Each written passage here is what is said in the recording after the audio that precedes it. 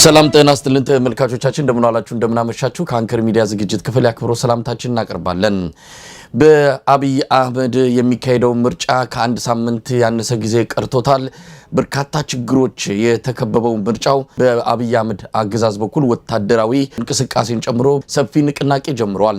የተቃዋሚ ፓርቲዎች በጉዳዩ ላይ ስጋታቸውን እየገለጹ ነው። በምርጫው ላይ ስለመቀጠላቸውና አለመቀጠላቸው ገና የሚወስኑት ጉዳይ እንደሆነ ነው እየገለጹ ያሉት። ከነዚህ ተቃዋሚ ፓርቲዎች መሃል የትብብሩ አካል የሆነው እናት ፓርቲ ይገኝበታል። እናት ፓርቲም በዚህ ምርጫ ላይ ከትብብሩ ጋር በመሆን የሚሳተፍ እንደሆነ ይታወቃል። ነገር ግን እስካሁን ከመጨረሻው ውሳኔ ላይ እንዳልደረሰ ነው ከፓርቲው አካባቢ የሚገኙ መረጃዎች የሚያመለክቱት። የፓርቲው ፕሬዝዳንት ዶክተር ሰይፈ ስላሴ አያሌው እዚህ አሜሪካ ናቸው። ስለ ምርጫውና ስለ ፓርቲያቸው እንዲሁም በአጠቃላይ በአገሪቱ ጉዳይ ላይ ቆይታ እናደርጋለን። አብራችሁ እንድትሆኑ ግብዣችን ነው። መልካም ጊዜ። ጤና ይስጥልኝ ዶክተር ሰይፈ። አሰሊ መሳይ እንደምን ነህ? እንዴት ሰነበትክ? እንዴት አለ? እግዚአብሔር ይመስገን ደህና ነኝ መሳይ። እንዴት ናችሁ እናንተ? ሰላም ናችሁ? እንደው መድረኩ ላይ ከቅርብ ጊዜ ወዲህ ያና የምዚ አሜሪካን ያለውና ምክንያቱ ይታወቃል። የምርጫ ወቅት ላይ እንደናንተ አይነት ሰዎች ከሚዲያው በደንብ ስትቀርቡ በየጊዜው ስናያችሁ ነው የለመድነውና አሁን ምርጫው ደርሶ ግን አንተን እያየን አይደለም። ምክንያት አለው? ለጊዜው ላቆየው መሳይ እሱን እዚህ ያለውበትንና እዚህ የትኛውን ቦታ ላይ ሆኜ ፓርቲን አክቲቭሊ እየተሳተፍኩ ነው ያለው። ስለዚህ እሱን ለፎና እናጋለን ወደፊት። ዶክተር ሰይፈ ያለፈው ቅዳሜ አሁን ትላንት ያለፈው ማለት ነው አንድ መድረክ ነበራችሁ እዚህ ዋሽንግተን ዲሲ ላይ። ምን ነበረ? ዋሽንግተን ዲሲ ላይ መድረክ ነበረን። የነበረን መድረክ የእናት ፓርቲ የሰሜን አሜሪካ ቻፕተር ይፋዊ የምስረታ ፕሮግራም ነበረን። ፓርቲያችን በተለያዩ ማስተባበሪያዎች የተዋቀረ ነው። በአገር ውስጥ 33 ማስተባበሪያዎች አሉን። ድጋፍ ሰጪ ማስተባበሪያዎች ደግሞ በዚህ በአውሮፓ በአፍሪካ መካከለኛው ግን ያለ ነው። ለመጀመሪያ ጊዜ ከሀገር ውጭ የሆነ የእናት ፓርቲ የሰሜን አሜሪካ ቻፕተር ወይ ደግሞ ማስተባበሪያ ለነበር ትላንትና ቅዳሜ እንትን ያደረግነው እና ትልቅ ለፓርቲያችን እጅግ በጣም ትልቅ እርምጃ ነው። እንግዲህ ዶክተር ሰይፈ ምናልባት የወቅቱን የኢትዮጵያ ሁኔታ በቅርበት ያው እንደ አንድ ፖለቲካ አመራርም እንደማንኛውም ኢትዮጵያዊ በቅርበት እንደምትከታተለው እገምታለሁ። ወደ ፓርቲያችሁ እንቅስቃሴ የሰሞኑ ምርጫ ያው በጥቅል በዝርዝር እንመጣበታለን። ግን አጠቃላይ እንደው ኢትዮጵያ ምን ላይ ነው ያለችው? ምን ላይ ነው ያለ ነው ዶክተር ሰይፈ? ኢትዮጵያ እንግዲህ ስለ ምርጫው እናቆየውና ኢትዮጵያ አስቸጋሪ ሁኔታ ውስጥ ነው ያለችው። በፓርቲ ግምገማ በራሴን በግሌ እንዲሁም ደግሞ ባለንበት የትብብር ለኢትዮጵያ አንድነት ኢትዮጵያ በጣም በታሪኳ አይታ በማታውቀው ከፍተኛ ችግር ውስጥ ነው ያለችው። ይሄንን በተለያዩ አይነት መልኩ ነው ዲስክራይብ የምናደርገው። እነኚህ እንግዲህ ምናልባት ወደ ምርጫ የሚያንደረድሩን ጉዳዮች ይሆናሉ ማለት ነው። በኢትዮጵያ ባለፉት ዓመታት ሲካሄድ የቆየው ጦርነት፣ የእርስ በርስ ጦርነት አስቀድሞ በኦሮሚያ ክልል ከዛ ቀጥሎ በትግራይ ክልል ከሰሜናዊ ኢትዮጵያ ክፍላችን ላይ የተደረገው ጦርነት እና በጣም ከፍተኛ የህይወት ዋጋ ያስከፈለው ጦርነት፣ ከዛ በመቀጠል ደግሞ በአማራ ክልል ደግሞ ከ2 ዓመት ተኩል በፊት ተጀምሮ እስካሁን ድረስ የዘለቀው ጦርነት እና በኦሮሚያ በአማራ ክልል በቤኒሻንጉል ክልል ክፍሎች በተለያዩ የኢትዮጵያ ክፍሎች እየተካሄዱ ያሉ የእርስ በርስ ጦርነት ኢትዮጵያ በጣም በታሪኳ አይታ በማታውቀው አስቸጋሪ ሁኔታ ውስጥ እያለፈች እንደሆነ ያመለክታል። ከሰሞኑ ደግሞ በዚህ ላይ ያለንን ሌሎችን ችግሮች ባልፈታንበት ሁኔታ ትግራይ ክልል ላይ ደግሞ ከፌደራል መንግስቱ ጋር ያለው የተገባበት አጣብቂኝና ያንዣበበው የግጭት ደመና የበለጠ ጉዳዩን የሚያባብሰው ይሆናል ማለት ነው። በአጠቃላይ እነኚህን ክልሎች አንድ ላይ ወስደን በምንመለከትበት ጊዜ በህዝብ ብዛት ኦልሞስት ወደ 70-75% አካባቢ የህዝብ ብዛት የሚይዙ ክልሎች ናቸው አንድ ላይ ተጣምሮ። እነኚህ ሰላማዊ አይደሉም ማለት ኢትዮጵያ ሰላማዊ አይደለችም ማለት ነው። ይሄ ከጸጥታና ከሰላሙ ሁኔታ የምንመለከተው ነገር ሲሆን፣ በአጠቃላይ ደግሞ አገራችን ህዝብ ደግሞ ያለፈበት ያለው የምጣኔ ሀብታዊ ወይ ደግሞ የኢኮኖሚ ሁኔታ ደግሞ ይሄም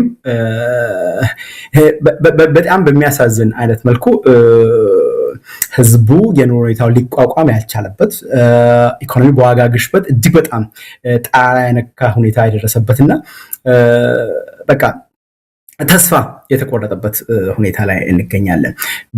በሌላ በኩል የህዝብ መፈናቀል በተለያዩ ቦታዎች የምናይና ያለ ነገር ነው። የእርስ በርስ ጦርነቱ አለ። ከቦታ ቦታ የሚደረግ እንቅስቃሴ በአብዛኛው የተገደበበት ሁኔታ ነው ያለው። እነኚህ ሁሉ ተዳምሮ በፓርቲያችን እይታና በፓርቲያችን ግምገማ አገራችን እያለፈችበት ያለችበት ወይም ደግሞ አሁን የምትገኝበት ሁኔታ በታሪኳ አልፋ ማጣቅበት ሁኔታ እንደሆነ ፓርቲያችን ይገመግማል። እኔም የዛንት ነኝ። በተቃራኒው ዶክተር ሰይፈ ስላሴ አገዛዙ ኢትዮጵያ ወደ ብልጽግናው እየሄደች የአፍሪካ የብልጽግና ተምሳሌት እየሆነች ያለች ነው፣ በብዙ መልኩ እድገት ያሳየች ተደርጋ ትገለጻለች። ሌላው የምክክር ኮሚሽኑ የሚያወጣው አዋጆች አሉ። ኢትዮጵያ ላይ ምንም ተስፋ የሚያስቆርጥ ነገር የለም፣ ሰው ችግሩን በምክክር ለመፍታት ሰፊ ንቅናቄ እያደረገ ያለ ነው በሚል ሰሞኑን ያወጣውም መረጃ አለ። 93% የሀገራችንን ሽፋን የሸፈነ የአጀንዳ ማሰባሰብ መርሃ ግብር አከናውነናል ይላል። 1234 ወረዳዎች ከ200 ሺህ በላይ ዜጎች በቀጥታ ተሳትፈዋል ነው የሚለው። 126222 የወረዳ ተወካዮች ከ105000 በላይ የክልልና የከተማ አስተዳደር ተወካዮች 900 የፌዴራል ባለድርሻ አካላት በአጠቃላይ ቁጥሩ ከፍተኛ ነው።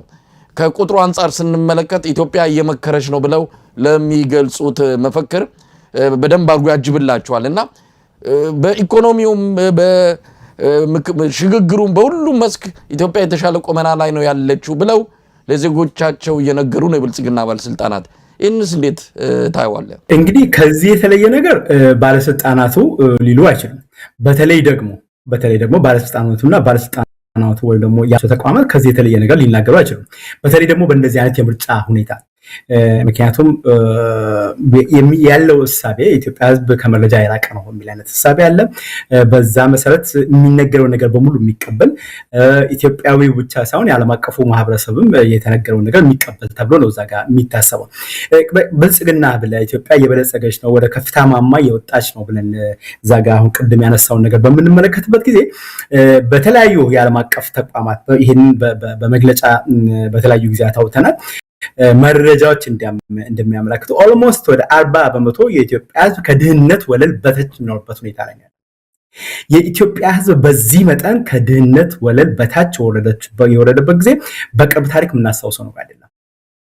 የስራ አጥ ቁጥር ከፍተኛ ነው። የዋጋ ግሽበቱ ጣራ ነካ ነው። ሰው ባለፈው ጊዜ የነበረውን የጤና ባለሙያዎችን ሰልፍና ወይም ደግሞ ስራ ማቆም በደንብ አድርገን የምናስታውሰው ነገር ነው። 10,000 ምናምን ደሞዝ የሚከፈልበት ለቤት ኪራይ 6-7 እንግዲህ አንዲት ክፍል በጣም ትንሽ ክፍል በዛ ደረጃ ያለ ሰው እንዲኖርበት ወይም ደግሞ እንዲገባበት የማይታሰብ ክፍል ኩሽና 5 እና 6,000 ብር የሚከራይበት ሜቢ 3 በ3 ወይ 2 በ2 ካሬ ሜትር የሆነች ቦታ እንደዚህ አይነት ሁኔታ እንደዚህ አይነት ኑሮ በሚገፋበት ሀገር እንግዲህ የሕክምና ባለሙያ ማለት አንደኛ ትልቅ ፕሬስቲጂየስ የሆነ ሙያ ነው።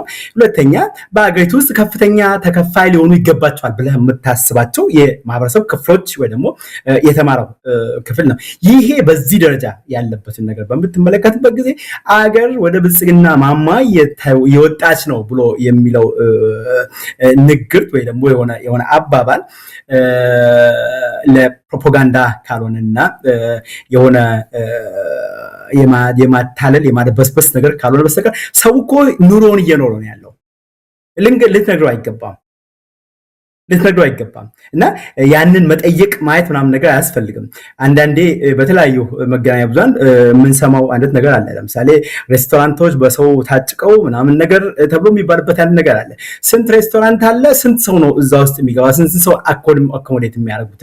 እነኛ አዲስ አበባ ውስጥ ተጨናንቋል የሚባሉ ሬስቶራንቶች ሪሊ በዛ ነው ወይ የምንገምተው? በዛ ነው ወይ የምንመዝነው? ያ ነው ወይ የብልጽግና ማማ? ወይንስ መንገድ በመብራት ያሸበረቁ መንገዶች ናቸው የብልጽግና ማማ ላይ አገር ደርሳለች ወይ ነው ወደዛ ከፍታ ወጣለች የሚያስብለው ነገር እነኚህ ናቸው። አየህ፣ በረንዳህን ጠርገ ጓዳህን አዝረክርከ ወይ ደግሞ ጓዳህን ባዶ አድርገ የታይታ ፖለቲካ ውስጥ ነው ኢትዮጵያ ያለችው። ህዝባችን በመከራ በሚሰቃይበት ጊዜ አሁን ኤንድ ስሚት ማድረግ ወይ ደግሞ በልቶ ማደር በጣም ከባድ በሆነበት አይነት ሁኔታ ኢትዮጵያ ወደ ብልጽግና ማማ እየተጓዘች ነው። እንደተባለው 93% ያክል ምናምን ነገር ህዝብ ተማርኳል፣ አገር ሰላም ነው ብለህ የምትልበት አይነት ነገር እንግዲህ ወይኛ አልተመለከትነው ወይ ደግሞ የሚነገረን ኢትዮጵያ ሳይሆን ስለሌላ ሀገር ነው የሚነገረን ብለህ ዛጋንት ይላል። ለምን 93% ሆነ? ለምን 100% ተብሎ ሊነገር አልቻለም? ማድረግ እኮ ይቻላል። በቃ 100% አነጋግር ያለው 100% ሰላም ነው ኤቭሪቲንግ ብለህ መናገር ትችላለህ። በዛ መደምደም ትችላለህ። አይ 100% ሰላም አይደለም ብለህ የምትከራከርበት ነገር አለ። በእርግጥ እንደምታስታውሰው መሳይ ሀገራዊ ምክክሩ የትግራይ ክልል ምክክር አዲስ አበባ ላይ የተደረገበትን ሁኔታ እናስታውሳለን። የአማራ ክልል በምን አይነት መልኩ እንደተከናወነ እናውቃለን።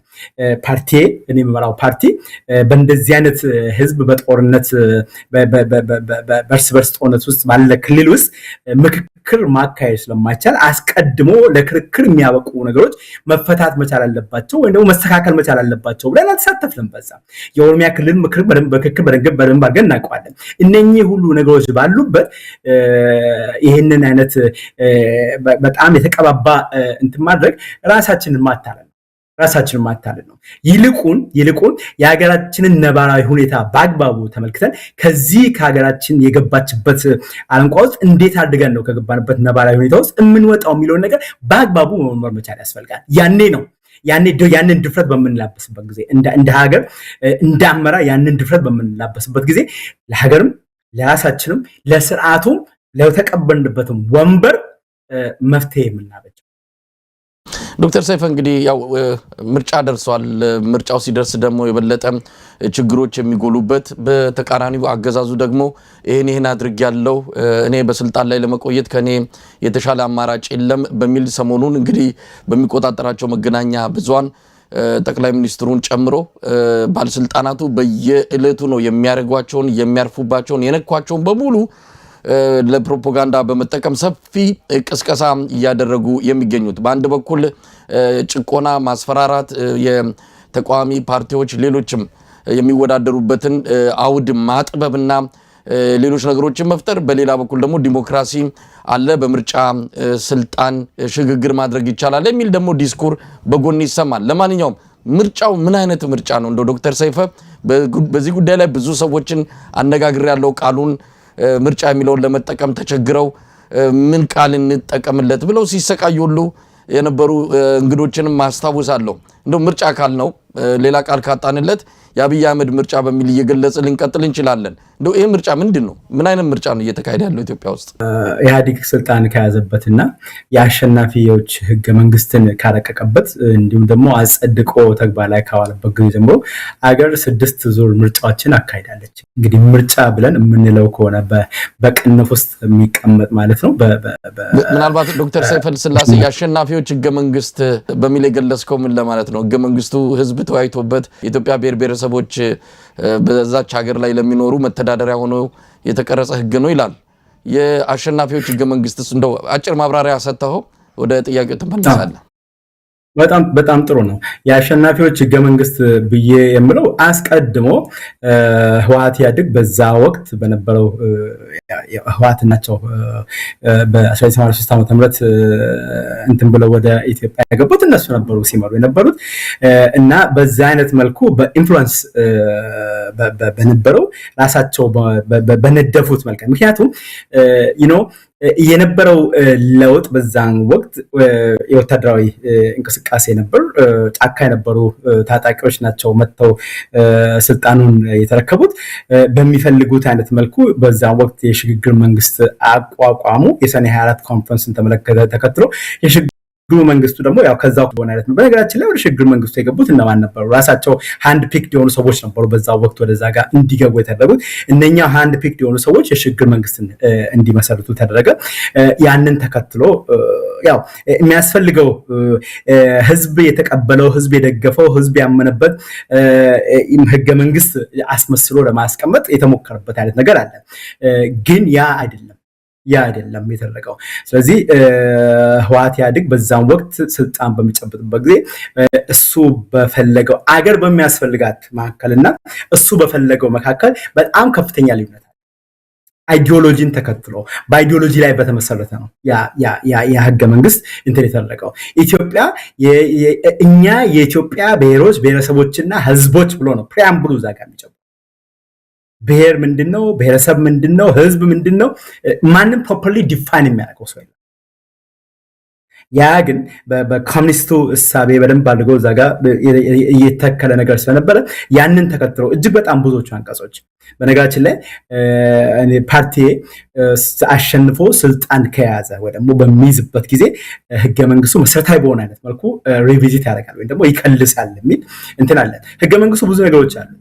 ህገ መንግስቱ የዓለም አቀፍ ሰብአዊ መብት እንትኖችን ድንጋጌዎችን የያዘ ነው። ኢትዮጵያ ፈረመቻቸውን ዓለም አቀፍ ሰብአዊ መብት ድንጋጌዎችን የያዘ ነው። የተለያዩ ደግሞ ለኢትዮጵያ ስፔሲፊክ የሆኑ ነገሮችን ያካተተ ነገር ነው። የዓለም አቀፍ ሰብአዊ መብት ድንጋጌዎችን እና የመሳሰሉ ነገሮችን በተመለከተ ያሉት ጉዳዮች ይሄም ህገ መንግስት ሌላም ህገ መንግስት ቢጻፍ ከዛ የተለየ ነገር የሚመጣ ነገር የለም። የኢትዮጵያን ጉዳይ በተመለከተ ግን መሰረታዊ በሆነ መልኩ የሚለወጡ እና ባለፉት 33 34 ዓመታት ተፈትነው ኢትዮጵያ ዋጋ ያስከፈሉ ነገሮች አሉ።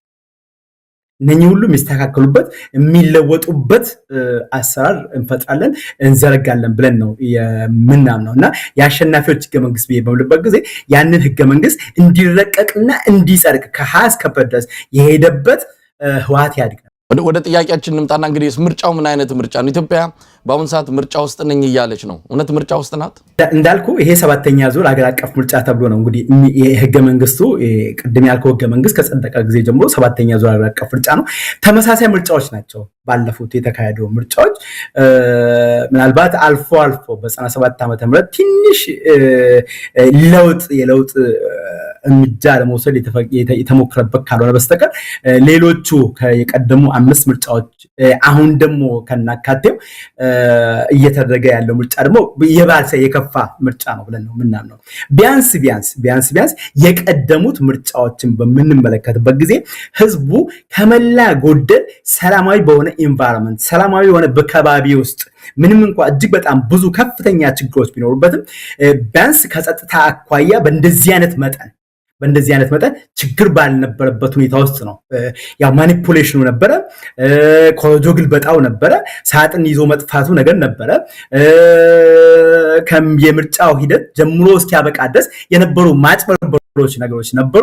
ግን እነኚህ ሁሉ ነገሮች እንዳሉ ሆኖ እዚህኛው ጋር በምንመጣበት ጊዜ ምንድን ነው የሚታከልበት? እነኛ እንዳሉ ሆኖ ሀገር አሁን ያለችበት ሁኔታ ደግሞ የበለጠ የተወሳሰበ የሚያደርግ እየተካሄደ ያለው ምርጫ 7ኛ ዙር ሀገር አቀፍ ምርጫ ከሌሎቹ ምርጫዎች አልነበሩም። ይህንን ደግሞ የበለጠ የሚያወሳስበው ደግሞ ምርጫው የሚካሄድበት አውድ የበለጠ ጥያቄ ውስጥ።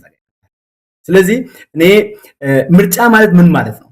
ምርጫ ማለት ህዝብ በነፃነት በነፃ ህሊና የሚፈልገውን አንስቶ የሚፈልገውን ደግሞ የሚያነግስበት ወደ ስልጣን የሚያመጣበት በጠመንጃ አፈሙዝ ስር ሆኖ የሚደረግ ምርጫ አይደለም። ቀደም እንዳልኩ ኢትዮጵያ አንድ ትግራይ ክልልን እንዳለ ዘጋ እንትን በለውና ሌሎቹን አካባቢዎች በምንመለከትበት ጊዜ ሌሎቹ አካባቢዎች በተለይ አማራና ኦሮሚያ ክልል እንዲሁም ደግሞ እንደዚሁ እንደ ቤንሻንጉል እንደ ብለን የምንላቸውና እንትን ያለባቸው አካባቢዎች ላይ ህዝብ በጠመንጃ አፈሙዝ ስር ሆኖ ምርጫ የሚያካሄድበት ወደ እንትን በሚመጣበት ጊዜ ከዛ ደግሞ ውጭ ያሉትን አካባቢዎች ደግሞ በምንመለከትበት ጊዜ አሁንም ስልጣን ላይ ያለው ስርዓት በፈለገው አይነት መልኩ ማኒፑሌት አድርጎ እያስኬደ ያለበትን ነገር እንመለከታለን። በተለያዩ አካባቢዎች ያሉትን እንቅስቃሴዎች እየተመለከትን ነው። በተለይ አማራ ክልል ፈጽሞ ምርጫውን ለመካሄድ የማያስችል ሁኔታ በፊትም አልነበረም። በራሱ በምርጫ ቦርድ ሪፖርትም ቀይ ያለባቸው ቢጫ ያለባቸው ተብሎ የተከለሉ አካባቢዎች አሉ። ምርጫው እየተቃረበ ሲመጣ አሁን ዛሬ ላይ የደረሱ መረጃዎች እንደሚያመለክቱት ሁኔታው የበለጠ እየተካረረ እንዳለ እየተነገረ ነው። እንግዲህ ምርጫው ደርሷል። 1 ሳምንት ያነሰ ጊዜ ነው የቀረው። እናንተ ደግሞ ትሳተፋላችሁ። እናት ፓርቲ ይህን ሁሉ መከራ ይሄ ሁሉ ስቃይ ይሄ ሁሉ ጦርነት ባለበት ሀገር ምርጫ በጦርነት ባለበት ሀገር ፈጽሞ ሊካሄድ አይችልም። ይሄ ምንም አብይ አህመድ ስለሆነ ወይም ደግሞ ሌላ እናንተ ስለሆናችሁ አይደለም። ጦርነት ባለበት ሀገር ውስጥ ምርጫ ማካሄድ አይችልም፣ አለቀም። ይሄንን ግን አብይ አህመድ ጥሶ ለመጀመሪያ ጊዜ በዓለም ታሪክ ላይ ጦርነት በአንድ እጇ ምርጫ በአንድ እጇ የምታደርግ ሀገር ሆናለች ኢትዮጵያ። ይሄን እያወቃችሁ እንዴት ገባችሁ ምርጫ ውስጥ? በጣም ጥሩ ጥያቄ ነው መሳይ። ምንድነው ምርጫ ወደ ምርጫው ከመሄዳችን በፊት እንግዲህ ምርጫ ሂደት ነው። ምርጫ በምርጫ በድምጽ መስጫ ቀን የሚደረግ አንድ ኩነት አይደለም። ምርጫ ሂደት ነው። ከመጀመሪያ ጀምሮ እስከ መጨረሻ ድረስ የሚያልፍበት የራሱ የሆነ ስርዓት አለው። እነኚህ ሁሉ ነገሮች ግን በሚሄዱበት ጊዜ እስሙስ ቀና የሆነ መንገድ ሄደው እንዲሄዱ ነው እዛ ጋር የሚጠበቀው። ወደ ምርጫ ከመግባታችን በፊትና የምርጫ የጊዜ ሰሌዳ በብሔራዊ ምርጫ ቦርድ ይፋ ከመደረጉ በፊት በፓርቲ አግባብ ባለው አይነት መልኩ በእናት ፓርቲ ደረጃ በደንብ አድርገን ተነጋግረንበታል። በፓርቲያችን ብሔራዊ ስራ አስፈጻሚ፣ በፓርቲያችን የላዕላይ ምክር ቤት አግባብ ባለው አይነት መልኩ ተነጋግረንበታል። ይሄንን ምርጫ በምን አይነት መልኩ እንመለከተዋለን፣ እንዴት ወደፊት እንሄድበታለን የሚለውን ነገር በደንብ አድርገን ተደጋጋሚ ጊዜያት ወስደን ረጅም ሰዓት ወስደን በደንብ አድርገን አናሊሲስ ለመስራት ሞክረናል። በዚህ ላይ ያነሳናቸው ነገሮች ትልልቅ ኢሹዎችን አስተናል። ምርጫ ቀደም እንዳልኩት ሰው በነፃነት ፍላጎቱን የሚገልጽበት ዲሞክራሲያዊ በሆነ መልኩ ኦኬ ዲሞክራሲያዊ የሆነው የሚለውን ነገር እናቆየው ቢያንስ በነፃነት ሐሳቡን የሚገልጽበት የሚለውን ነገር በደንብ አድርገን እንመልከት። አሁን ሀገር ያለችበት ሁኔታ ኢትዮጵያ ሀገራችን አሁን ያለችበት ሁኔታ እንደተናገርኩ ቀደም ብዬ በጦርነት ውስጥ ነው ኢትዮጵያ ያለችው። ይሄንን ወደ ምርጫ ከመግባታችን አስቀድሞ ወይ ደግሞ ወደ ምርጫ ሂደት ከመገባቱ አስቀድሞ በተደጋጋሚ ጊዜያት ለመንግስት ጥሪ አቅርበናል። ኢትዮጵያውን ያልገባችበት ሁኔታ በእንደዚህ አይነት መልኩ መንግስት ማኔጅ እያደረገ ባለበት ወይም ደግሞ እየመራ ባለበት አይነት መልኩ አገራችንን የበለጠ ዋጋ ያስከፍላታል። ስለዚህ የኢትዮጵያ ችግር የፖለቲካ ችግር በፖለቲካዊ መፍትሄ ማግኘት መቻል አለበት።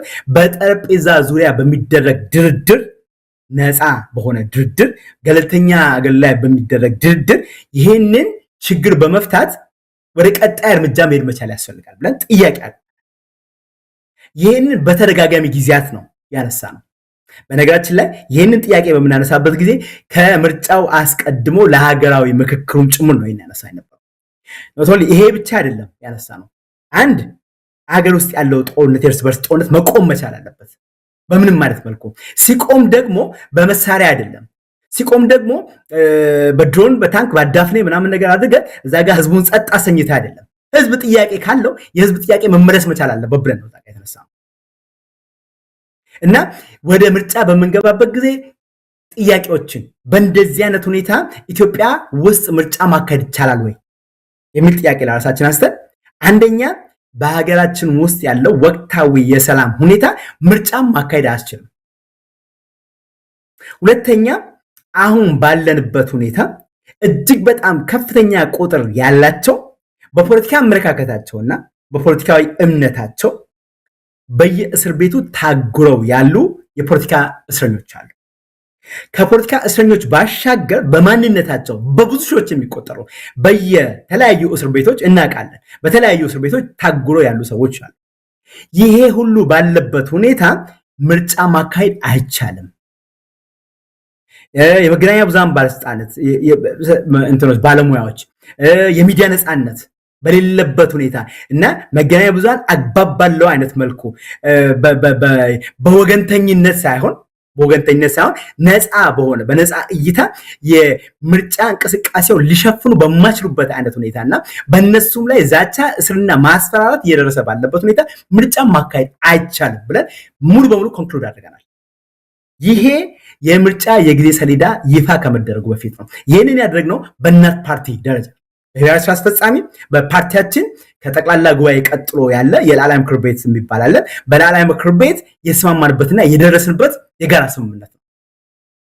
ይሄንን ሐሳብ እያቋቋምን ወደ ነበረው ወደ ትብብር አመጣንና ትብብርም ላይ ተመሳሳይ የሆነ እሳቤ ነበር። በአብዛኛው ተመሳሳይ የሆነ እሳቤ ነበር። በዚህም ወቅት ደግሞ የብሔራዊ ምርጫ ቦርድ ደግሞ እንግዲህ ብሔራዊ ምርጫ ቦርድ ስራው የተቋቋመበት ስራው በየ5 ዓመቱ ቅድም ባልኩት ህገ መንግስት በየ5 ዓመቱ የተወካዮች ምክር ቤትና የክልል ምክር ቤቶች ምርጫ መካሄድ መቻል አለባቸው ይላል። ይሄንን ለማስፈጸም ደግሞ ብሔራዊ ምርጫ ቦርድ በአዋጅ ተቋቁሟል። ብሔራዊ ምርጫ ቦርድ የተቋቋመው ይሄንን ለመስራት ነው። ጊዜው ደግሞ የምርጫ ማካሄጃ ጊዜ ነው። ይሄ ሊሆን ካልቻለ በሚቀጥለው ዓመት ማለት ይሄ ዓመት ካለቀ በኋላ ስልጣን ላይ ያለው መንግስት አሸናፊ ፓርቲ የአገልግሎት ዘመኑ ያበቃል። የአገልግሎት ዘመኑ በሚያበቃበት ጊዜ ደግሞ ኮንስቲቱሽናል ክራይሲስ ይደርሳል። ይሄ ግልጽ ነው። እንግዲህ ብሔራዊ ምርጫ ቦርድ የራሱን ስራ ነው እየሰራ ያለው። እኛ ደግሞ እንደ ተሳታፊ ፖለቲካ ፓርቲ ወይ ደግሞ እንደ ግንባር ቀደም ተዋናይ በዚህ ውስጥ ምርጫ በሚባልበት ጊዜ የሚመለከቱ ፖለቲካ ፓርቲዎችን በዋነኛነት የኔም ፓርቲ ይመለከታል ማለት ነው። እኛ ደግሞ ወደዚህ በምንመጣበት ጊዜ ለዚህ አስቻይ ሁኔታዎች መፈጠር መቻል አለባቸው የሚል ጥያቄ አነሳ። ይህንን ጥያቄ አንስተን በሚገባ በትብብር ለኢትዮጵያ አንድነት ደረጃ በአግባቡ ተወያይተን መግለጫ ወጥተናል፣ ጥሪ አቅርበናል። አዎ ምርጫው አስፈላጊ፣ ምክንያቱም ይሄ ምርጫ ሊካሄድ ካልቻለ የሆነ ሌላ ኤክስትራ ኮንስቲቱሽናል የሆነ መፍትሄ ሊበጅለት ይገባል። ይሄ ግን እንዲሆን ለምርጫ አስቻይ ሁኔታዎች መፈጠር መቻል አለባቸው ብለን በደንብ አድርገን አስምረን ምናልባት ምርጫው ባይካሄድ ሊፈጠር የሚችለው አደጋ ምንድን ነው? ቀደም ሲል ያልከው የህገ መንግስት ቀውስ ሊፈጠር ይችላል ነው። ያ ነገር እንደውም ወደ አጠቃላይ ድርድርና ውይይት ይወስድና ሀገሪቱ በሌላ አማራጭ መንገድ ሽግግር የምታረግበትን እድል ይሰጣታል።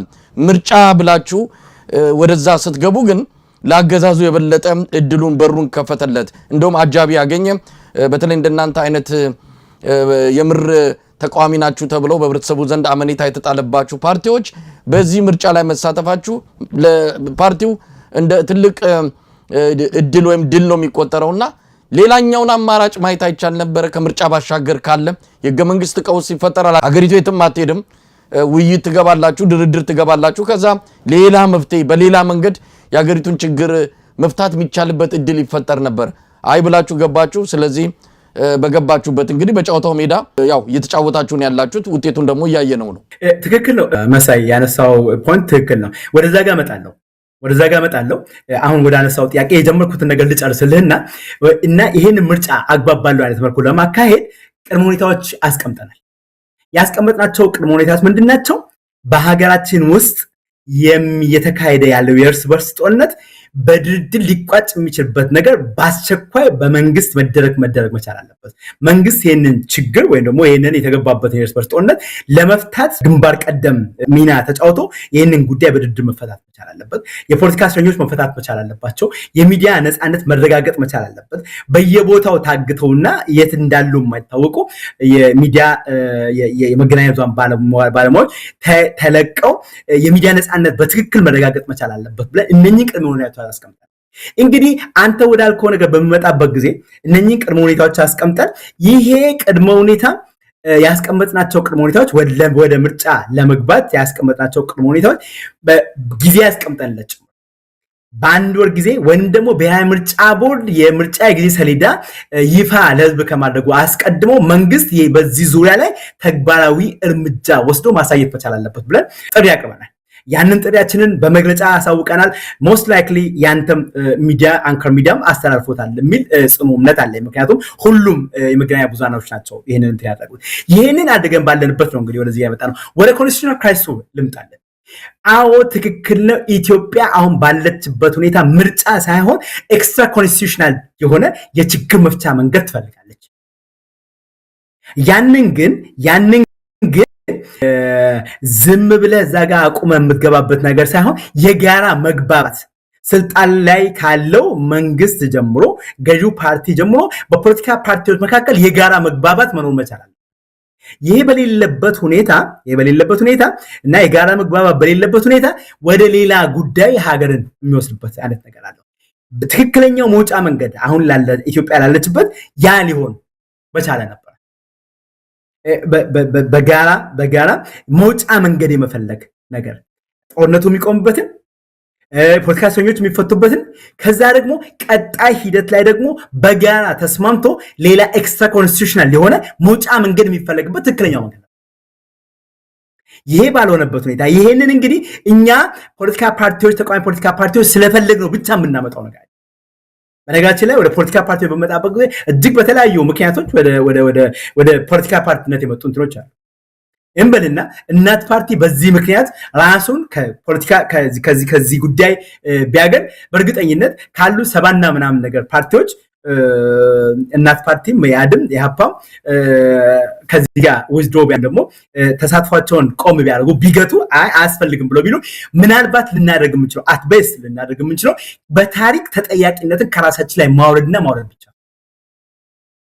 እንደው ትልቅ ዋጋ አልነበረም ዶክተር ሰይፈ ስላሴ ትልቅ ዋጋ ነበረ እሱ የበለጠ ዋጋ ያለውም እንደውም በታሪክ ውስጥ ተጠያቂ እንዳትሆኑ በእንደዚህ አይነት ዓለም መሳቂያና መሳለቂያ የሆነበት ምርጫ ላይ አካል ሆናችሁ ታሪካችሁን ከዚህ ጋር አንድ ላድርጋችሁ ከመሄድ አስቀድሞ ለምሳሌ የኦሮሞ ፌዴራሊስት ኮንግረስ ኦፌኮ በዚህ ምርጫ ባይሳተፍ ከፓርቲነት ስለሚሰረዝ በምርጫ ቦርድ በዛ ምክንያት ብቻ የተወሰኑ ቦታዎች ይወዳደራሉ አለ እንጂ እንደዚህ አይነት እንደናንተ አይነት እድል ቢያገኝ ሙሉ በሙሉ ምርጫው ላይ እንደማይሳተፍ አስቀድሞ ነው ያሳወቀው እንግዲህ ለነ ኦፌኮ ተገልጦ ለናንተ የተሰወረባችሁ የብልጽግና መልክ የለም ታቁታላችሁ አብይ አህመድ የዛሬ አመት በዚህ በምክክር ኮሚሽኑ መድረክ ላይ ነው ተገኝቶ የሽግግር መንግስት እንዳታስቡ እንደዚህ አይነት በጣም ለኢትዮጵያ ዝግ የሆነ ጨለማ የሆነ አማራጭ የሌለው ምርጫ የሰጠበት ሁኔታን እናስታውሳለን ያንን ያወቃችሁ አገዛዙ ባለፈው 8 አመት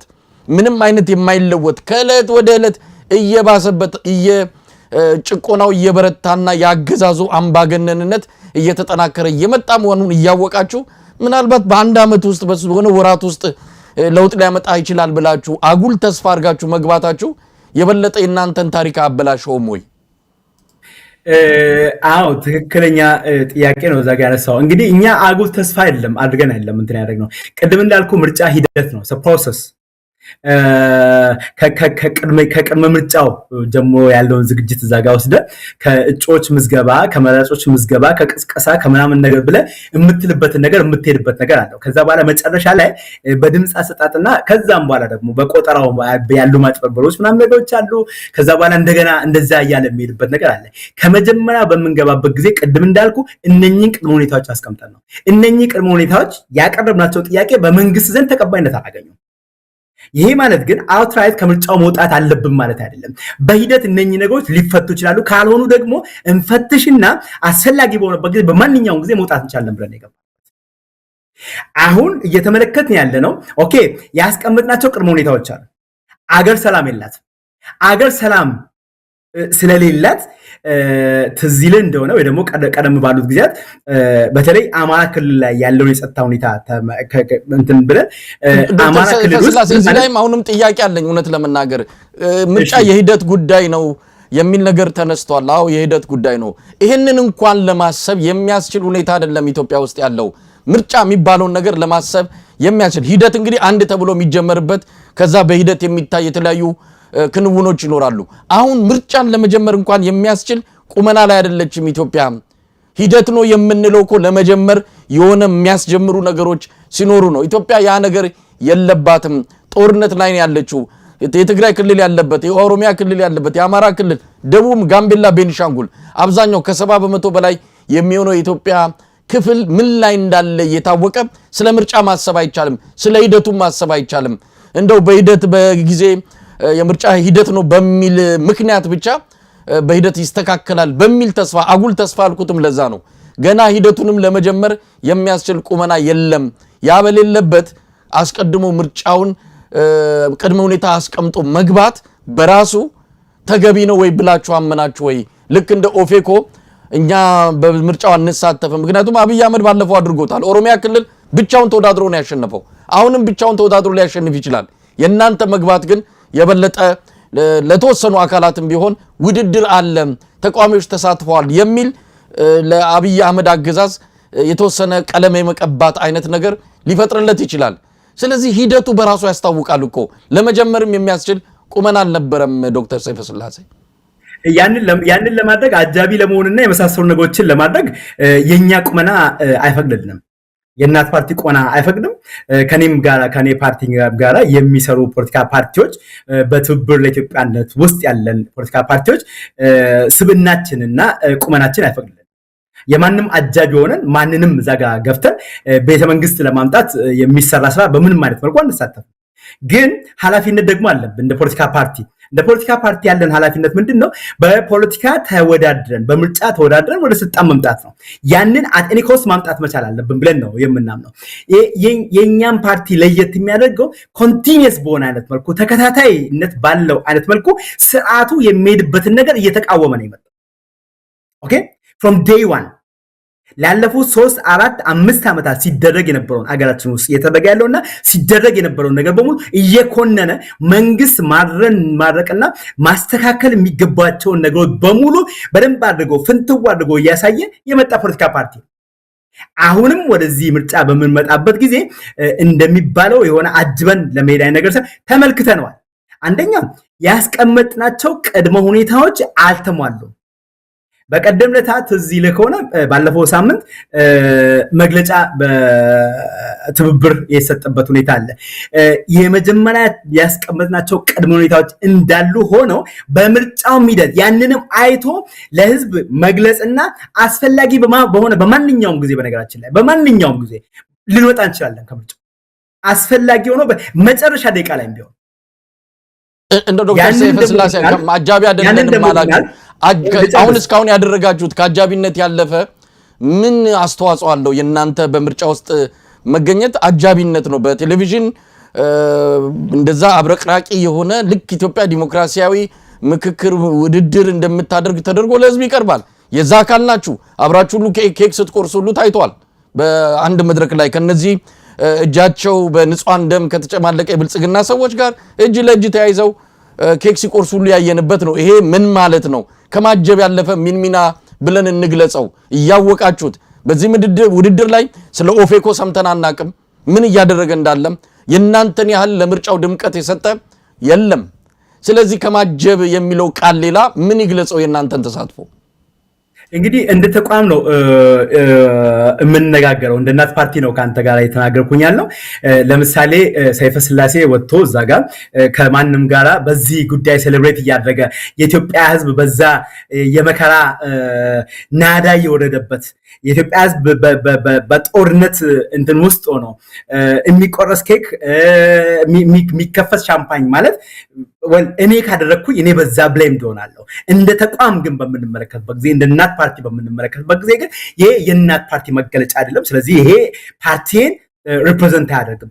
ስቲል እስካሁን ድረስ የምንመለከተው ኢትዮጵያ ያለችበት ሁኔታ አሁንም ጭምር ቢሆን ያለችበት ሁኔታ ክሊር በሆነ አይነት ግልጽ በሆነ አይነት መልኩ እናደርጋለን። ራሳችንን ከሌላ ፓርቲዎች ጋር አቻ አድርገን ልናነጻጽር አንፈልግም። ምክንያቱም እያንዳንዱ ፓርቲ የራሱ የሆነ ሂደት አለው፣ የራሱ የሆነ አካሄድ አለው፣ የራሱ የሆነ መስመር አለው፣ የራሱ የሆነ የሚከተለው ፊሎሶፊ አለ። በዛ ፊሎሶፊ ነው እናት ፓርቲ እዚህ ጋር እየመጣ ያለው። እንግዲህ ቅድም እንዳልኩ የሄድንበት መንገድ ቅድመ ሁኔታዎች አስቀምጠን የመጣንበት ነገር አለ። አሁን ደግሞ ወደ ምርጫ ከገባን በኋላ ደግሞ ያየናቸው ነገሮች አሉ። ኦኬ ይሄ ምርጫ ከመነሻው ጀምሮ አውትካሙ ወይ ደግሞ ውጤቱ የታወቀ ምርጫ መሆኑን በደንብ አድርገን በግልጽ አድርገን ባለፈው በመግለጫ እንትን ለማድረግ ሞክረናል።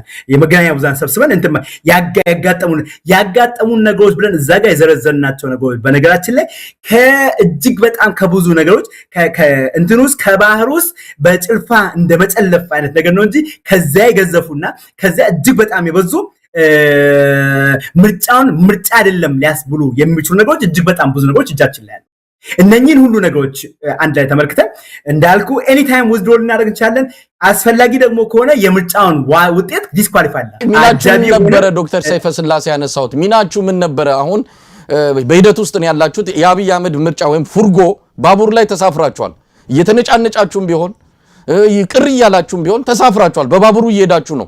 በሂደት ውስጥ አላችሁ። እንደውም አሁን አንዳንድ ምርጫ ቅስቀሳ ብላችሁ አዲስ አበባ ላይ በትብብሩ ስም የምታደርጉት ራሱ እውነት ለመናገር በግሌም ብዙ ስሜት እንዲሰማኝ አድርጓል። ሀገሪቱ እንደዚህ እንደ ጧፍ እየነደደች ሰው በረሃብ እየተንገላታ አይሎጋ ሆይ የሚል ጭፈራ ነው በትብብሩ አዲስ አበባ ላይ ሲካሄድ የነበረው። የአዲስ አበባ ሕዝብ የሚታዘባል። እውነት ለመናገር አይሎጋ ሆይ የሚባልላት ሀገር አይደለችም። ሰው ቁልቁል እያለቀሰ ነው ያለው። ስለዚህ በምርጫው ላይ በሂደቱ በክርክሩ በቅስቀሳው በሙሉ በምርጫው ሂደት ከና አብይ ጎን ያው አጃቢው ናችሁ ቀጥላችኋል። ወደድንም ጠላንም ቅሬታም ቢኖራችሁም በምርጫው ሂደት ደስተኛ ባትሆኑም ግን ከአጃቢነት ከዛ ከሰልፉ አልተለያችሁም። ሀዲዱ ላይ ነው ያላችሁትና ሌላ ምን መገለጫ እንስጠው? ልክ ምርጫ ማለት እንዳቃተን የአብይ አህመድን ሁሉ የእናንተንስ ተሳትፎ ከአጃቢነት ሌላ ምን እንበለው? ዶክተር ሰይፈ የኛ ተሳትፎ ደጋግሜ የምል የአጃቢነት ሚና በምንም አይነት መልኩ አይጫወትም ፓርቲ። ይሄንን በእርግጠኝነት ነው አስምሬ ዛጋ እንትን የምናደርገው። ምርጫ ውስጥ እንግዲህ ምንድነው ያለን እንደ ፖለቲካ ፓርቲ ተመዝግበን ወደ በአገሪቱ ህግ መሰረት በምንንቀሳቀስበት ጊዜ ብቸኛው ወደ ስልጣን መምጫ መንገዳችን የምርጫ ውድድር ነው ብለን ነው ዛጋ በመንገባበት ጊዜ። ይሄንን በመናደርግበት ጊዜ ግን አንድን ፓርቲ ወይ ደግሞ ገዢውን ፓርቲ ወደ የሆነ የሱን ቅቡልነት በህዝብ ዘንድ ወይ ደግሞ በዓለም አቀፉ ማህበረሰብ ዘንድ የሱን ቅቡልነት ለማረጋገጥ የምርጫ አጃቢዎች ሆነን አልቀረብንም። ይሄንን በሚገባ በደንብ አድርገን አንደርላይን ላደርግ ወይ ደግሞ ላሰምርበት ፈልጋለሁ። ከዛ የዘለቀ ምን ያላችሁ በማንኛውም ጊዜ ብያለሁ። በማንኛውም ጊዜ አዎ ትክክል ነው ብለሃል። ባቡሩ እየተጓዘ ነው፣ የምርጫው ባቡሩ እየተጓዘ ነው። ግን በየትኛውም ደቂቃ ልንወድ እንደምንችል ግን አስረግጬ እናገራለሁ። ይሄንን የምናደርገው ደግሞ መውረድ ስላለብን ብቻ አይደለም። ምክንያቱም በሀገርም በህዝብም በህሊናችንም ተጠያቂነት ስለሚኖረን ብቻ መከራ ያለበት ህዝብ መከራን ተሸክማ ያለች ሀገር እጅግ በጣም ትልቅ ፈተና ውስጥ ኢትዮጵያ ያለችበት ችግር ቀላል ችግር አይደለም። የኔ ስጋት የፓርቲ ግምገማ ኢትዮጵያ ያለችበት ችግር የህልውናዋ ሊገዳደር የሚችል እንደሆነ አምናለሁ። በህልውናዋ ሊመጣ እንደሚችል እንደ ሀገር በመቀጠላችን ላይ ሊመጣ እንደሚችል ጭምር ነው እዛ ጋር እንትን ማረቀው እና ይሄ በሆነበት ሁኔታ በእንደዚህ አይነት አናሊሲስ ባለንበት እንትን በማንኛውም ጊዜ አዎ ባቡሩ እየሄደ ነው፣ ከባቡሩ ላይ ግን በማንኛውም ጊዜ ወርዳለን ነው ያልኩኛለሁ። አረፈደም ዶክተር ሰይፈ ስላሴ አንድ ሳምንት ያነሰ ጊዜ ነው፣ ምናልባት ቀናት ነው የቀሩትና አረፈደም ይሄን ውሳኔ ለመወሰን አሁን በዚህ ወቅት ላይ ብትወስኑ በእርግጥ አንድም ቀን እስኪቀረው ድረስ ውሳኔው በእጃችሁ ነው ያለው። ብትወስኑ የሚመጣው ለውጥ አሁን የተሻለ ነው ወይስ አንድ ቀን ሲቀረ ነው? እሱ የእናንተ እይታና ምልከታ ሊወስነዋል። ግን እየረፈደ እኮ ነው፣ ነገሮች በጣም እየቀረቡ ናቸው። ከናንተ ይጠበቃል። ያው መቀጠሉም ማቋረጡም ውጤቱ እናንተው ነው የምታገኙት፣ የእናንተ ዕዳ ነው ማለት ነው። እንዳልኩ ነው ምንድን መሰለህ እንግዲህ ረፈደ ብለህ የምትለው ምኑ ጋር ነው የሚለውን ነገር ነው። እንግዲህ ረፈደ የሚለው አንጻራዊ ነው። በነገራችን ላይ ምርጫም አካሄደ የአምስተኛውን ዙር አገር አቀፍ ምርጫ የተካሄደበትን ጊዜ ታስታውሳለህ። ጠቅላይ ሚኒስትር ኃይለማርያም ደሳለኝ በምርጫ በአካባቢያቸው ተመርጠው አልፈው ምርጫው ከተካሄደ ከጥቂት ጊዜያት በኋላ ያ 100% 100% ምናልባት ከዛ ቀደም ባልነበረ ቁጥር ነበረ ኢህአዴግ የፓርላማ ወንበሮችን የያዘው እና ያ ሆኖ አንድ አመት ባልሞላ ጊዜ ውስጥ ነበረ ጠቅላይ ሚኒስትር ኃይለማርያም ደሳለኝን ከስልጣን የሚያስነሳ ነውጥ አገሪቱ ውስጥ እንትን ያደረገው። ስለዚህ ረፈደ ብለህ የምትልበት ነገር አይደለም። ኢቭን ምርጫም እንኳን ተካሂዶ የረፈደበት ጊዜ አይኖርም ብዬ ነው የማምነው። ምክንያቱም ስቲል አጭበርብረም አታለም አሁን እዚህ ጋር እየሄደ ያለበትን የምርጫውን አካባቢ በደንብ አድርገን እንመለከታለን እና ኢቭን የመራጮች ቁጥር ተብሎ የተወሰደውን ነገር እና የተነገረን በኢትዮጵያ ብሔራዊ ምርጫ ቦርድ አንድ የሆነ ሰው አናሊሲስ ሰርቶ እንትን ብሎ በሚልበት ጊዜ በቃ ኢትዮጵያ ውስጥ በእንደዚህ አይነት ሁኔታ ያን ያክል መራጮች ሊኖሩ እንደማይችሉ እና የተባለው ቁጥር ራሱ በጣም የገዘፈና የተጨመረበረ ቁጥር እንደሆነ የምታይበት አይነት ነገር አለ እና እነኚህና የመሳሰሉ ነገሮችን ስትመለከት ምርጫ ተብሎ እየተካሄደበት ያለው ነገር ትልቅ ጥያቄ ውስጥ ምልክት ውስጥ እንደሚገባ ይሄንን እንዳልኩ በትብብር ለኢትዮጵያነት በቀደም ለታ ባለፈው ሳምንት ባደረግነው በሰጠነው መግለጫ ኤኒታይም አስፈላጊውን እርምጃ ልንወስድ እንችላለን ብለን በዛ ጋር አስቀምጠናል። ይሄንን ደግሞ የምናደርገውን ደግሞ የምንወስደውን እርምጃ ደግሞ በምንወስደውም እርምጃ በማንወስደውም እርምጃ የታሪክ ተጠያቂነት ሀገር ፊት ተጠያቂ እንደምንሆንና የታሪክ ተጠያቂነት እንዳለን እያንዳንዳችን እንረዳለን። የምንመዝነው የምንሄድበት መንገድ በሙሉ የምንመዝነው ለግላችን ወይ ደግሞ ለመሰረተው ተቋም እኔ ለእናት ፓርቲ እንደ እናት ፓርቲ ፕሬዝዳንትነቴ ለእናት ፓርቲ ከሚያመጣው ነገር አይደለም የምመዝነው። እንደገና ደግሞ ከፍ አድርገን በምንመለከትበት ጊዜ ለትብብር ለኢትዮጵያ አንድነት በሚያመጣው ውጤት ወይም ደግሞ በሚያመጣው ስምና ዝና አይደለም የምመዝነው። እያንዳንዷን የምንወስዳትን እርምጃ የምንወስደው በዚህ መከራ ውስጥ ላለ ለሀገራችን ህዝብ መከራ ውስጥ ያለፈች ላለች ህዝብ ሀገራችን ምን ቫልዩ አድ ያደርጋል፣ ምን እሴት ይጨምራል፣ ምን ይጎዳል፣ ምንስ ደግሞ ይጠቅማል የሚለው ነገር ነው የምንመለከተው። ትግል ነው ያለንበት ነገር። ያንን ትግል እስከ መጨረሻ ድረስ እንሄድበታለን፣ እንቀጥልበታለን። ዶክተር ሰይፈ አሁን ምንድነው ታዲያ የምትጠብቁት? እንግዲህ አሁን በእነዚህ ቀናት ውስጥ የሆነ የምትጠብቁት ቃል የተገባላችሁ ነገር አለ? ይሄንን ነው የምንጠብቀው። ይሄ ነገር ከማይሆን ከሆነ ምክንያቱም ቅድመ ሁኔታ አቅርባችሁ ለምሳሌ በትብብሩም ደረጃ ይመስለኛል ኢህአፓ ሰልፍ ጠርቶ ሰልፉ የለም፣ ስብሰባ ጠርቶ ስብሰባው የለም፣ ምንም ነገር የሚፈታ የለም፣ የሚታሰር ብቻ ነው ያለው። ኢትዮጵያ ውስጥ ነገሮች እየከረሩ ነው ያሉት። በአዲስ አበባ በ30 እና 40 ኪሎ ሜትር ራዲየስ ውስጥ ግጭት አለ፣ ጦርነት አለ፣ እገታ፣ ብዙ ነገር አለ። እየባሰ የመጣ ነገር ነው ያለውና በእነዚህ ቀናት ውስጥ ምን ትጠብቃላችሁ? የሆነ የሚለወጥ አለ ብላችሁ ነው ውሳኔያችሁን እስካሁን ያዘገያችሁት? እንግዲህ ቃል የተገባልን ነገር የለም፣ እንዲገባልን የምንጠብቀው ነገር የለም። ምክንያቱም በተገባልን ቃልና በሚሰጠን የሆነ እንትን አይደለም የምንሄደው። አናሊሲሱን ወይ ደግሞ ጥናቱን ራሳችንን የምናካሂደው ራሳችን አካሂደን ራሳችን የሚገባውን ነገር እየሰራን ያለ ነው። በራሳችን በኩል ግን መዝነን በቀጣይ የራሳችንን እርምጃ የምንወስድበት የራሳችን አካሄድ የምንሄድበት የራሳችን የሆነ ያሰራር ስርዓት አለ እና ይሄንን ሌላ አካል ስለሚሰጠን ሌላ አካል ስለሚያደርግልን ከዛ አካል አድርገን የምንመለከተው አይነት ነገር አይደለም። እንደው ዶክተር ሰይፈ ስላሴ ስለ ትብብሩ እናንሳ። ምናልባት ትብብር የሚባለው ኢትዮጵያ ውስጥ ትብብር፣ ቅንጅት፣ ውህደት የሚባለው ምን ያህል የኢትዮጵያን ፖለቲካ እንዳበላሸው እናውቃለን። አሁን ያው አቅማችሁን በጋራ አጣምራችሁ ለምርጫው ለመቅረብ ብላችሁ ትብብር ለኢትዮጵያ አንድነት የሚል መስርታችኋል። አሁን ትብብሩ ግን አንድ ቃል እየተናገረ አይደለም። እውነት ለመናገር አሁን እያንዳንዳችሁ ፓርቲዎች እናትም ሆነ ኢህአፓ በተናጠል ልትወስኑ የምትችሉትን ነገር እንደው ጎትቶ አስሯችሁ ይዟል ይሄ ትብብር የሚባለው። ምክንያቱም አንድ ገጽ ላይ እንዳልሆናችሁ ሰሞኑን አንዳንድ የትብብሩ አመራሮች የሚሰጡትን መግለጫ እያየን ነው። ጭራሽ ከብልጽግና በላይ ብልጽግና የሆነ የምርጫ አስተባባሪ ወይም የምርጫ ክፍል ኃላፊው አቶ ምርጫው ስንሻው የተናገረውን አይተናል። ከብልጽግና በላይ ብልጽግና ሆኖ ነው የመጣው።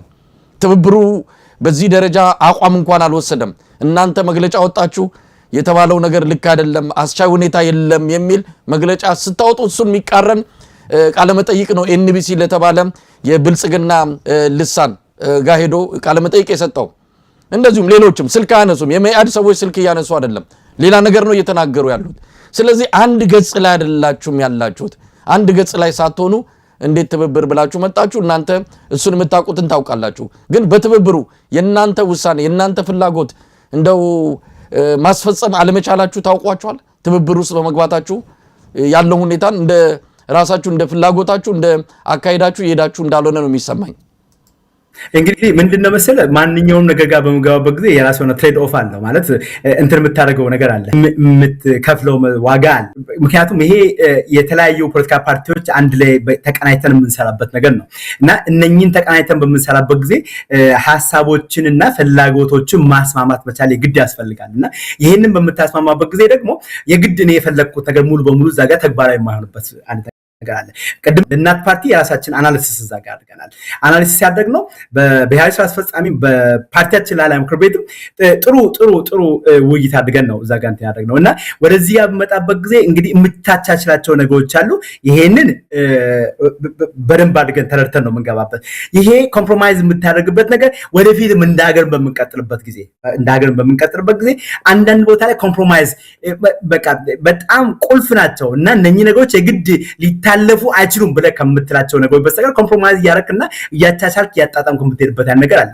ቅድም ያልከውን ነገር በሌላ ቴሌቪዥን ጣቢያ ላይ የኛ አባል የሆኑ የፓርቲ አመራር ተናገሩ ብለህ ያልከውን ትብብር ለኢትዮጵያ አንድነትን ወክለው አይደለም እዛ ጋር የተናገሩት እና ትብብር ለኢትዮጵያ አንድነት እንደ ትብብር መግለጫ የጋዜጣዊ መግለጫ አውጥቷል። የምርጫ ክፍል ኃላፊ ናቸው። ግን የትብብሩ የምርጫ ጉዳይን የተመለከተ ያንን ዲፓርትመንት ወይም ክፍል የሚመሩ ሰው ናቸው አቶ ምርጫው። እዛ ሄደው ጎንደር አካባቢ ያለው ሁኔታ ገለጹ። አማራ ክልልም ሆነ ኦሮሚያ ክልል 97% አስቻይ ሁኔታ አለ የሚል ሪፖርት የመጣውን እሱን እናንተ በማጣጣል ነው መግለጫ ያሰጣችሁት። ያንን መግለጫ መሰጠት አልነበረበትም ነው ያለው የምርጫ ክፍል ኃላፊ ነው የትብብሩ። ስለዚህ በግለሰብ ደረጃ ልናየው አንችልም። ኖ በግለሰብ ደረጃ ነው የምንመለከተው። ላርም ትብብር ለኢትዮጵያ አንድነት አሁን እዛ ጋር የተባለበት ቦታ ላይ እጩዎችን ወይ ደግሞ ተወካዮችን ልኮ ያንን አናሊሲስ አልሰራም። እዚህ የተባለውን አናሊሲስ አልሰራም፣ አልሄድንበትም። ምክንያቱም ከመነሻው ፕሮብለም እንዳለበት አውቀን ይሄንን በመግለጫ አቋማችንን ገልጸናል አማራ ክልል ላይ። ስለዚህ በምንሄድበትም ጊዜ ወደዛ ጋር በሚኬድበትም ጊዜ የትብብር ለኢትዮጵያ አንድነት እጩ ትብብር ለኢትዮጵያ አንድነት ወክሎ የትኛውም ቦታ ላይ ተንቀሳቀሰ የለም። ይህንን አንድ አስረግጬ መናገር ፈልጋለሁ። ከዛ በኋላ ደግሞ ትብብር ለኢትዮጵያ አንድነት ህዝብ ግንኙነት አለው ክፍል አለው። በህዝብ ግንኙነት አማካኝነት ነው እንደ ትብብር ቃሉን ለመገናኛ ብዙሃን የሚሰጠው እና በዚህ ጉዳይ ላይ አንተ ያጠቀስካቸው የትብብሩ አስፈጻሚ አባል በሰጡት ወይ ደግሞ በሰጡት ቃለ መጠይቅ ጉዳይ ላይ ለብሮድካስት ባለስልጣን እንዲሁም ደግሞ ለቴሌቪዥን ጣቢያው ደብዳቤ ጽፈናል። ያንን ደብዳቤ ይፋ አድርገናል ለመገናኛ ብዙሃንም እና ምክንያቱም ማብራሪያ ጠይቀንበታል። የትብብር ለኢትዮጵያ አንድን ባትጠየቀበት ምክንያቱም አቋሙ ምንድነው መሰለ፣ አንዳንዴ ቅድም እንዳልኩ ነው ኮምፕሮማይዝ የምታደርገው ነገር አለ። በምትነጋገርበት ጊዜ ሁሉንም አንተ የፈለግከውን ነገር አይደለም እዛ ጋር ሊሆን የሚችለው። ነገር ግን ዲሞክራቲክ አሰራር መኖር ስለሚገባው ያንን ዲሞክራቲክ አሰራር ተከትለን ነው የምንሄደው። በትብብር ለኢትዮጵያ አንድነት ብሔራዊ ስራ አስፈጻሚ ላይ ቁጭ ብለን ነው የበቀደም ለታውን መግለጫ በእንደዚህ አይነት መልኩ መስጠት እንዳለበት ይስማማ ነው። ያንን ስንስማማ ሶስት ፓርቲዎች አሉ። በአጠቃላይ የትብብሩ አካል ፓርቲዎች 4 ፓርቲዎች ነን። 3 ፓርቲዎች በዛ ላይ እንትን ብለው ነው ያንን መግለጫ እንዲሰጥ የተደረገውና ይሄ አቋማችን ባልሆነ በተቃርኖ ደግሞ እዛ ጋር የቀረበውን ነገር በተመለከተ ማብራሪያ ጠይቀንበታል። የኢትዮጵያ ብሮድካስት ባለስልጣን በዚህ ጉዳይ ላይ የራሱን የሆነ እርምጃ ወስዷል ብለን እናምናለን። እንግዲህ ዶክተር ሰይፈ ስላሴ አሁን ምርጫው ቀናት በቀሩበት ወቅት ላይ ሆነን ነው የምንነጋገረውና እንደው ከኢትዮጵያ ህዝብ አሁን ምንድነው የምትጠብቁት? እንግዲህ እንደ ፖለቲካ ፓርቲ ለህዝብ ነው የቆምነው ብላችኋል። ህዝብ ያለበትን መከራ፣ ህዝብ ያለበትን ስቃይ በሚገባ ታውቃላችሁ። አሁን ህዝቡ ከናንተ የሆነ ነገር ይፈልጋል፣ የሆነ ነገር። ምክንያቱም አገዛዙ ምንም መፍትሄ ሊሰጠው አልቻለም። የመፍትሄው ሳይሆን የችግሩ ዋና አካል ሆኖ ነው የቀጠለው። ስለዚህ ምን ትጠብቃላችሁ? ህዝቡ ምን ይሁንላችሁ ለናንተ? በጣም ትልቅ ጥያቄ ነው። አገር በጣም ትልቅ አጣብቂኝ ውስጥ ነው ያለችው። ይሄ ከዚህ አጣብቂኝ ውስጥ ደግሞ መውጫ መንገድ መፈለግ መቻል አለበት። የኢትዮጵያ ህዝብ የራሱን ሴይ እዛ ጋር እንትን ማለት መቻል አለበት ብዬ አስባለሁ እና በጣም ከባድ ጥያቄ ነው። እንደ ትብብር እንሳተፋለን ብለናል፣ ገብተንበታል። ምርጫውን በራሳችን ደግሞ ሚዛን ደግሞ ጉዳዮችን ደግሞ እያጠናን ደግሞ እየመዘን ያለንበት ሁኔታ እንዳለ ደግሞ በቀደምነት ባወጣነው መግለጫ የራሳችንን አካሄድ እንደምንችል ገልጸናል። አንዳንዶች እንትኖች የትብብሩ አባላት በግላቸው ዊዝድሮው ያደረጉ ያሉበት አይነት ሁኔታ አለ። እኛ በቀጣይ የምናደርገውን ነገር የምንሄድበት ነገር ነው የሚሆነው። እንግዲህ ህዝብ ዳኛ ነው። ይሄ ከዚህ ምርጫ ከዚህ ቀደም ከነበሩት ነገሮች የተለየ ነገር አይጠበቅም። ኦልሬዲ የዚህ ምርጫ ውጤት አስቀድሞ ሳይታሰብ በፊት የታወቀ ነገር ነው። ስለዚህ ህዝቡ በእንደዚህ አይነት መልኩ መቀጠል አለብኝ እቀጥላለሁ ይሄንን ቀንበር ተሸክሜ ብሎ ካለ ህዝቡ ይሄን ነገር ተቀብሎት ይሄዳል።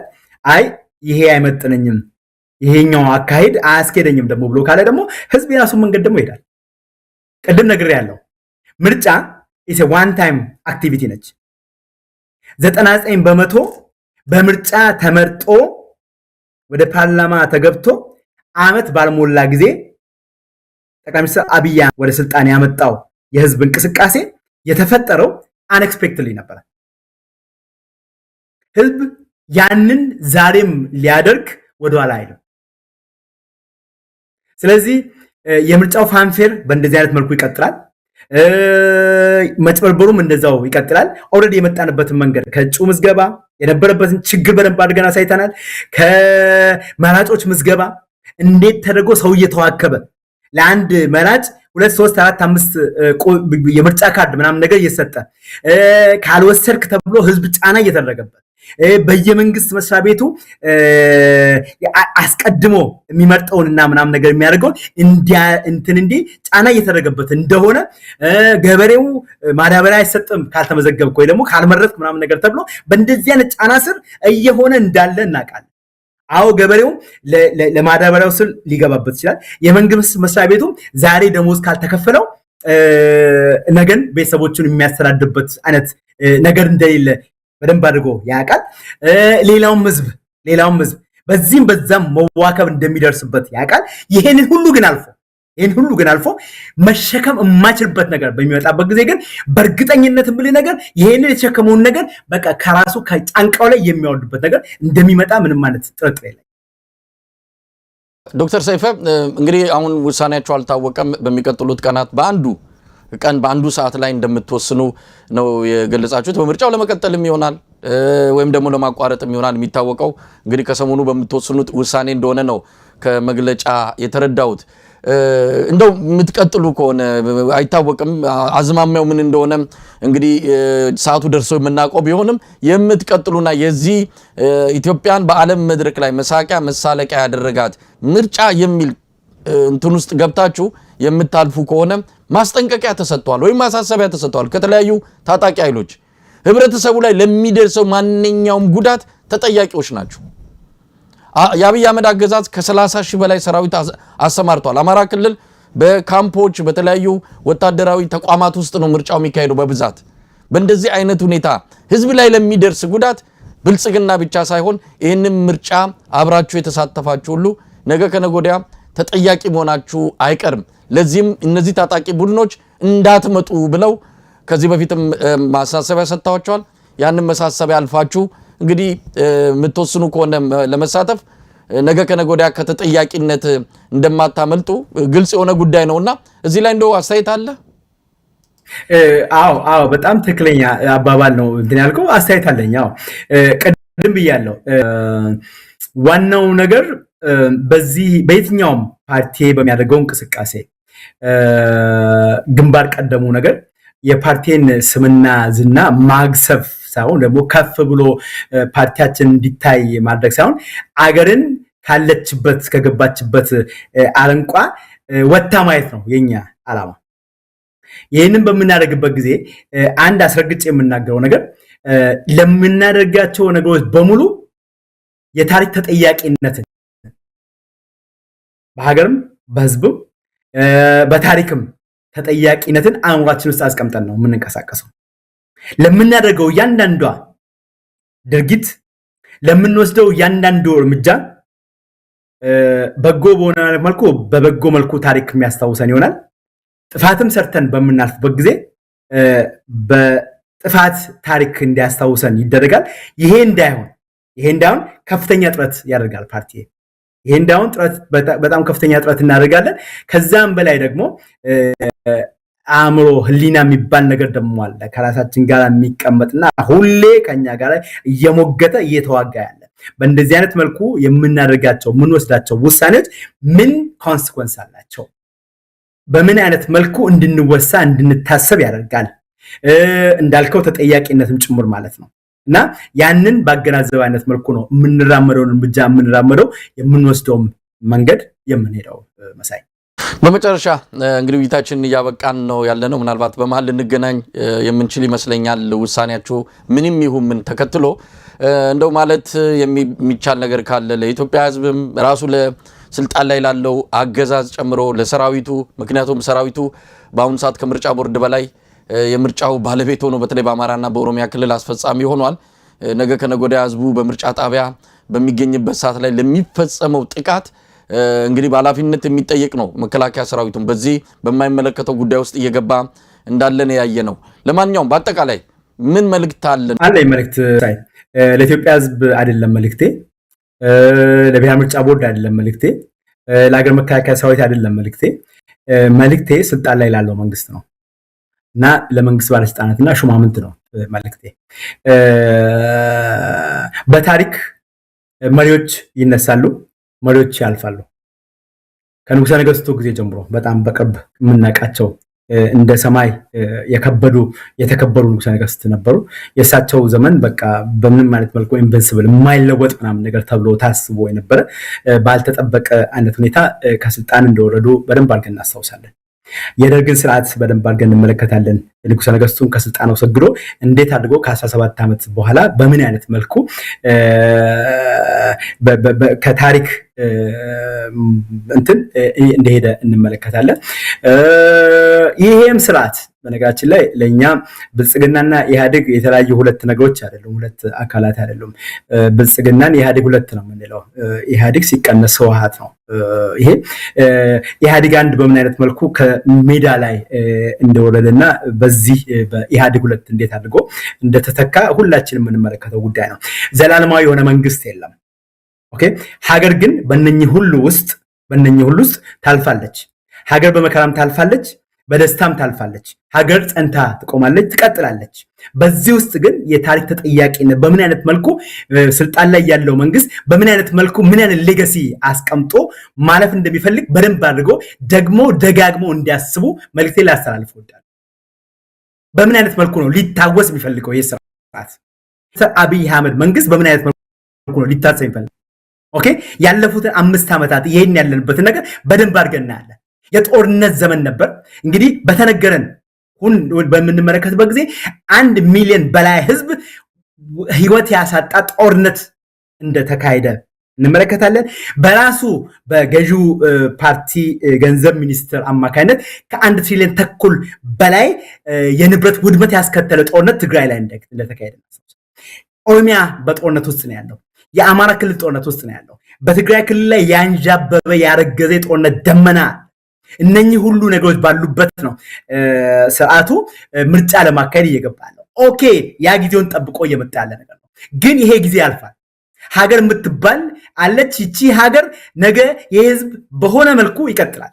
ምናልባት ቅድም እንዳልኩት የህልውና ጥያቄ ሀገሬ ላይ ያስነሳል ብዬ በምልበት ጊዜ ትክክል ነው። የህልውና ጥያቄ እዛ ጋር ያስነሳል። ግን ያ የህልውና ጥያቄም ጭምር ይታለፋል። ግን በምን አይነት መልኩ ነው የጠቅላይ ሚኒስትር አብይ አህመድ መንግስት በታሪክ ሊታወስ የሚገባው? ይህንን ምርጫ እኔ ብሬኪንግ እንትን ነው ብዬ ተርኒንግ ፖይንት ነው ብዬ እዛ ጋር አስባለሁ።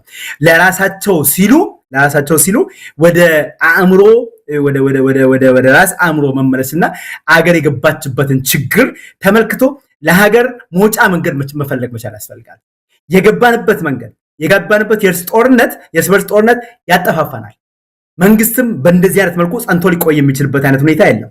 ስለዚህ ቆም ብሎ ራሳቸውን እንዲመረምሩ ከዚህ ውስጥ አገር የምትወጣበትን መንገድ እና ስርዓት እንዲያበጁ፣ ይሄ ደግሞ የነሱ ብቻ አይደለም የጋራ ኃላፊነት ነው።